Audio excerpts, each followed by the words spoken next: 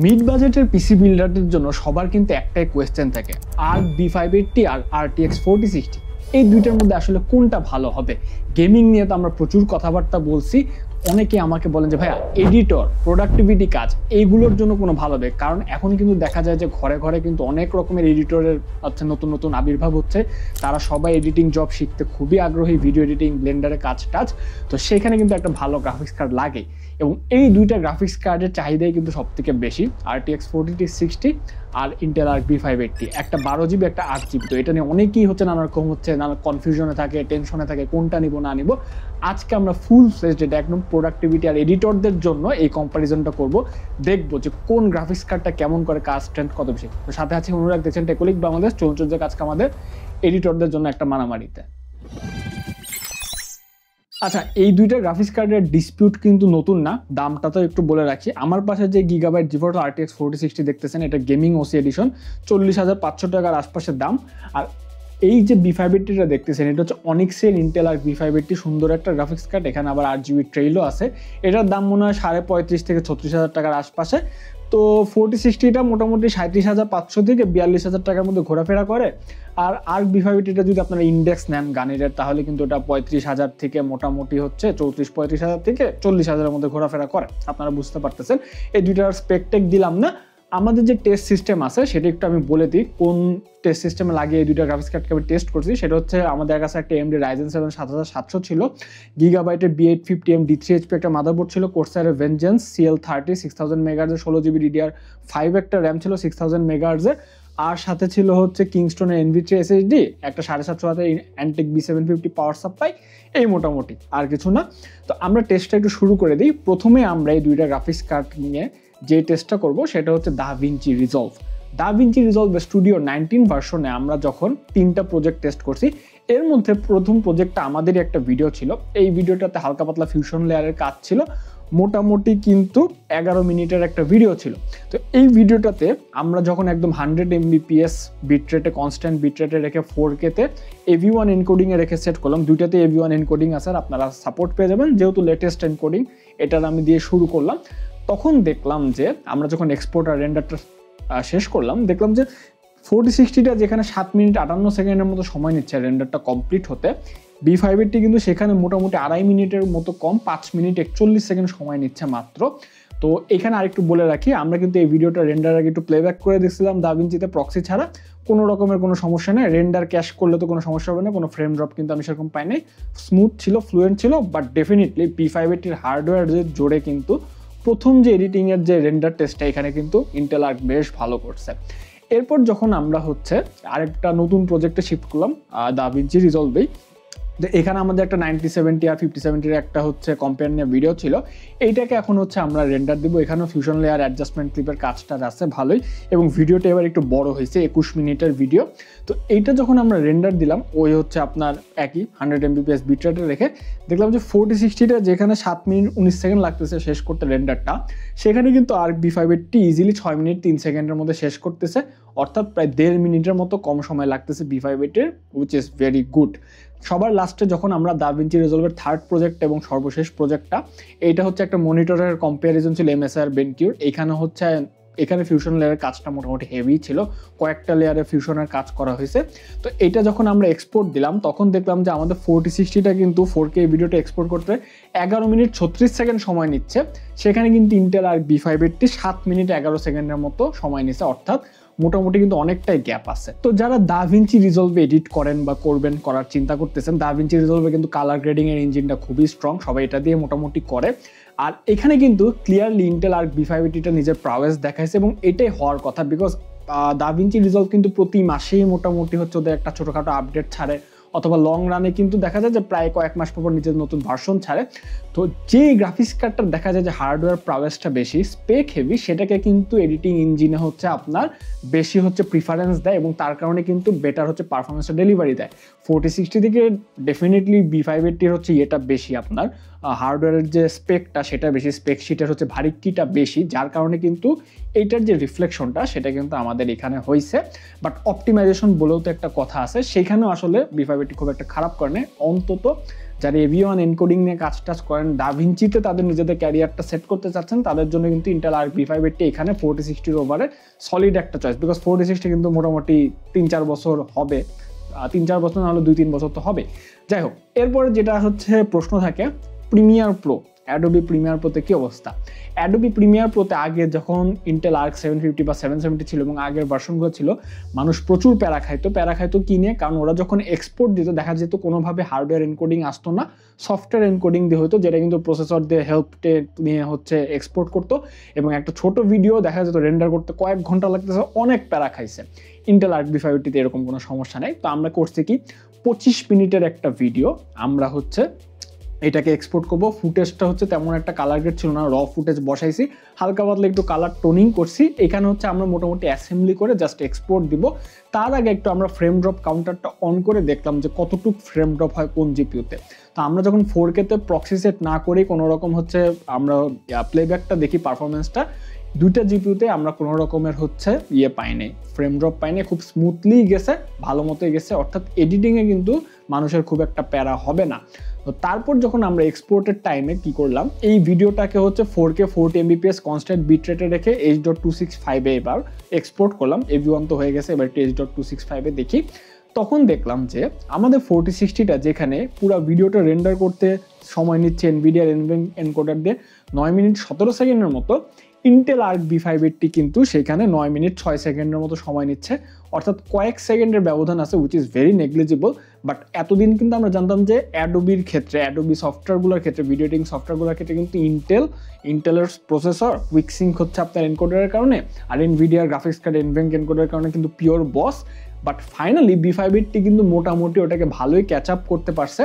Rather আরেকটা ব্যাপার আছে যে 4K-তে যখন আমরা হিউজ টাইমলাইনে কাজ করবেন তখন কিন্তু B580-র 12GB যে VRAM-টা কিছুটা কিন্তু আপনাকে এক্সট্রা সাপোর্ট দিলেও দিতে পারে, বাট 4060 NVIDIA আর কি একটু বেশি অপটিমাইজ, অনেক রকমের প্লাগইন থাকে, ওগুলোতে সাপোর্ট বেশি থাকে। তো প্রিমিয়ার প্রোতে মোটামুটি দুটো কাছাকাছি করছে, but B580 really stood well. দাম বিচার করলে কিন্তু B580 আগায় থাকবে, এবং হার্ডওয়্যার এনকোডিংয়ে এখানে কোনো রকমের কোনো প্যারা হয় না, বেশ ভালোই করছে। এরপর আমরা আরেকটা নিয়ে সবার কোয়েশ্চেন থাকে যে অ্যাডোবি আফটার ইফেক্টস, ভাই এটা নিয়ে তো কখনো কথা বলেন না, তো আমরা একটু আফটার ইফেক্টস নিয়েও কথাবার্তা বলি। আফটার ইফেক্টসে আমরা আমাদের একটা গ্রাফিক্স কার্ডের একটা ভিডিওর একটা ছোট একটা ভিডিওকে, যেটাকে এই গ্রাফিক্স কার্ডকে আপনারা দেখতে পাচ্ছেন, এটাকে আমরা মোটামুটি রোটোস্কোপি পারফরমেন্সটা দেখাবো। তো আমরা হচ্ছে এটাকে ব্রাশ দিয়ে রোটো করি। এখানে একটু আমি বলে রাখি যে অ্যাডোবি আফটার ইফেক্ট কিন্তু ফুললি বলতে গেলে 85% ক্ষেত্রে ইট ডিপেন্ডস অন প্রসেসর এবং র্যাম, স্পেশালি র্যামকে কিন্তু খুবই বেশি ইউটিলাইজ করে। তো এডিটর ভাইরা যারা পিসি নেবেন, যারা একদম প্রফেশনাল গ্রেডে এডিটর চিন্তা করতেছেন, আপনাদের কিন্তু এখন 16GB দিয়ে কোলাবে না, 32GB লাগবে। 32GB is going to B the new normal. এবং আমরা যখন রোটো করলাম, রোটো করার পর যখন ফ্রিজ করলাম, এখানে কিন্তু এখানে একটা ইন্টারেস্টিং ব্যাপার হয়েছে, দুইটা গ্রাফিক্স কার্ডের ক্ষেত্রে কিন্তু আমরা হচ্ছে গ্রাফিক্স কার্ডে ইউজেজ খুব একটা বেশি হয় না, পুরাটাই প্রসেসর এবং র্যাম। সব থেকে র্যাম পারলে ফুলটাই হচ্ছে খেয়ে দেয়। র্যাম কিন্তু প্রায় 15GB মানে 16GBর মধ্যে প্রায় 14.5GB বা প্লাস হচ্ছে ইউজ হতে থাকে অল দ্য টাইম। তো রোটো করার সময় যখন আমরা ফ্রিজ করলাম তখন দেখলাম যে 4060টার এখানে তেমন একটা ভূমিকা নেয়, জিপিউটা মনে হয় 20%-এর মতো ইউজ হচ্ছিল, এবং রোটোটা করতে প্রসেসর আর র্যামের হেল্প নিয়ে 4 মিনিট 37 সেকেন্ডের মতো লাগতেছিল।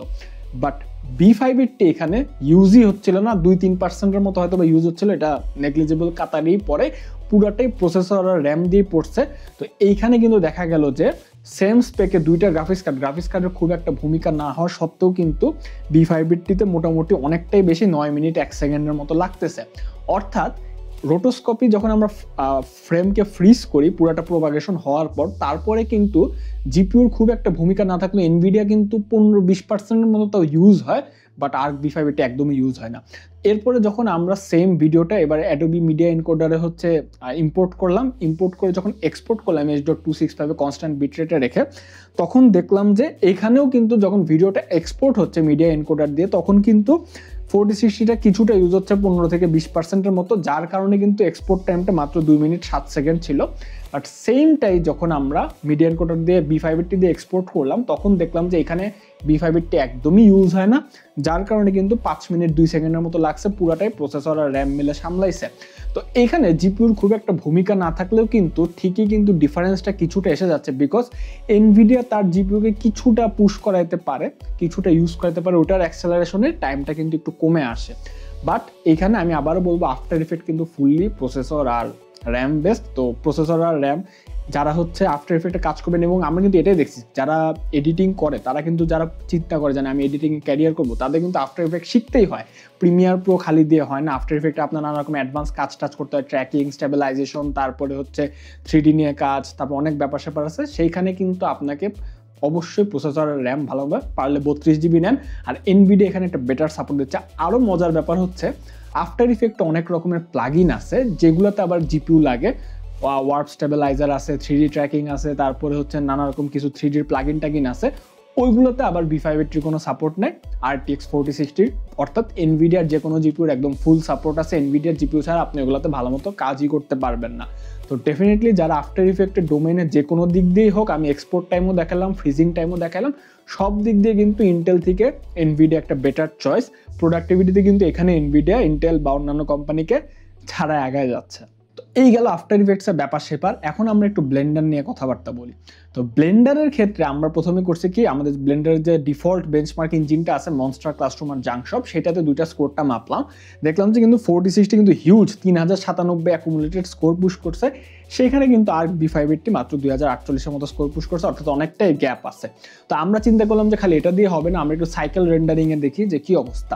তো সাইকেল রেন্ডারিংয়ে আমরা হচ্ছে দুইটা সিন নামাইছি, এর মধ্যে হচ্ছে একটা প্রথমে একটা ডিয়ারের সিন অর্থাৎ হরিণের সিন, এখানে একটা ইমেজকে আমরা রেন্ডার করব, 128টা স্যাম্পলিং পয়েন্ট থাকবে, 600টা স্যাম্পল পয়েন্টে রেন্ডার হবে।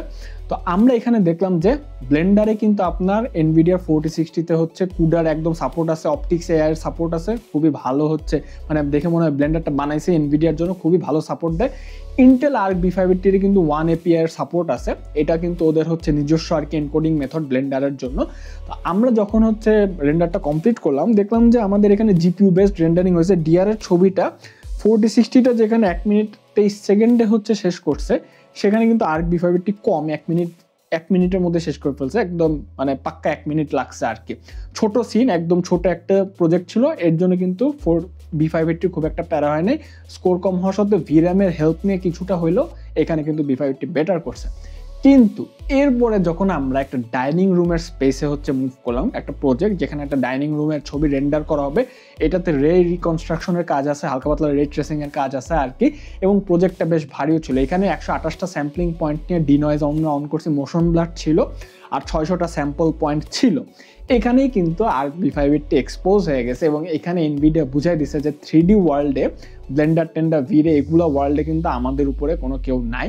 তো এখানে যখন আমরা 4060 দিয়ে প্রথমে রেন্ডার দিলাম, 4060 দিয়ে কিন্তু আপনারা ইজিলি কুডার সাপোর্ট একদম পেয়ে যাবেন। এটা কিন্তু খুবই স্মুথ রেন্ডার হয়েছে, যদিও ভিরামটা কিন্তু এক্সিড করে যাচ্ছিল, 8 জিবি প্রায় হয়ে যাচ্ছিল, 8 জিবি থেকে আরও যদি ভিরাম বেশি থাকতো তাহলে কিন্তু বেশি টানতো বোঝা যাচ্ছে।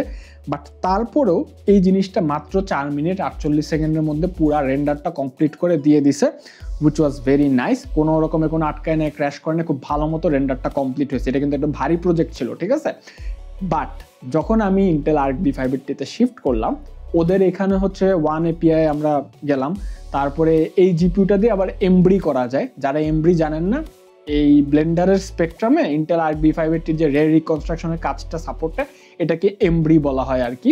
তো এটা আমরা এনেবল করছি, কিন্তু যখন আমরা রেন্ডার দিতে গেলাম দেখলাম যে খালি জিপিইউ যখন বেস্ট রেন্ডার দিই, ওমা জিপিইউ ইউজ হয় না, বসেই আছে, রেন্ডারও আগায় না, রেন্ডার 2% হয়ে বসে আছে, অনন্তকাল ধরে 2 থেকে একবার 4% হয়েছে, শেষ।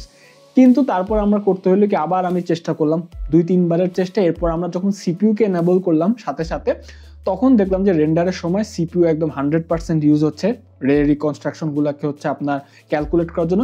জিপিইউ মাঝে মাঝে 80% 100% এক ইনস্ট্যান্টেনিয়াস মোমেন্টের জন্য 1-2 সেকেন্ডের জন্য ইউজ হয়, আবার 0% হয়, এরকম নানা রকম আনস্টেবল ভাবে একবার ইউজ হয় তো হয় না, কোনো রকমে করে তো করেন, এইভাবে করতে করতে রেন্ডারটা কমপ্লিট করতে প্রায় 36 মিনিটের মতো সময় লাগছে। Can you believe? তো এখানে বোঝা যাচ্ছে যে ব্লেন্ডারে ছোটখাটো প্রজেক্ট অথবা ডিফল্ট বেঞ্চমার্ক ইঞ্জিনে ইন্টেল আরবি 580 মোটামুটি স্কোর দেখাইলেও বড় যে রে রিকনস্ট্রাকশনের প্রজেক্ট অর্থাৎ ওদের এমব্রি এবং এনভিডিয়ার ভাষায় রে রিকনস্ট্রাকশনের যে প্রজেক্টগুলো আছে এইখানে ডেফিনেটলি এনভিডিয়া ছাড়া আর কোনো জিপিউর খাওয়াই নেই। এবং এখানে আমরা একটু বলে রাখি, অনেকেই বলে যে ভাইয়া প্রোডাক্টিভিটির জন্য আমি কোন জিপিউ নিব। দেখেন, প্রোডাক্টিভিটি কিন্তু একটা অনেক বড় একটা সেট, অনেক বড় একটা ডোমেইন। এইটার সাব ডোমেইন হচ্ছে একটা ভিডিও এডিটিং, আরেকটা সাবডোমেন হতে পারে আর্কিটেকচারাল ওয়ার্কলোড, আরেকটা সাবডোমেন হতে পারে অডিওর কাজ, রিমিক্স, ফ্রি ফ্লো যে সফটওয়্যারগুলো আছে। তবে আরেকটা সাবডোমেন কিন্তু হতে পারে যে হচ্ছে আপনার ভিএফএক্স এর কাজ। হ্যাঁ, এই সাবডোমেনগুলোর মধ্যে ভিডিও এডিটিংয়ে আপনি ইন্টেল আরবি 580 ওকে মোটামুটি ভালোই করতেছে, 12 জিবি ভিরাম আছে, আচ্ছা মোটামুটি সাপোর্ট দিচ্ছে। আবার কিন্তু হচ্ছে গেমিংয়ে তো একটা বেটার সাপোর্ট পাচ্ছেন, ওটা আলাদা কথা। কিন্তু অন্যান্য যে সাবডোমেনগুলো আছে, 3D ওয়ার্কলোড, ব্লেন্ডারের কাজ, তারপরে অডিও রিমিক্সিং এর কাজ, ভিএফএক্স এর কাজ, ওইগুলাতে এনভিডিয়ার ধারে কাছেও কেউ না, এনভিডিয়া ওখানেই বস। তো পুরা যদি আমরা প্রোডাক্টিভিটি ডোমেনটা চিন্তা করি, সেখানে ডেফিনেটলি এনভিডিয়া বস।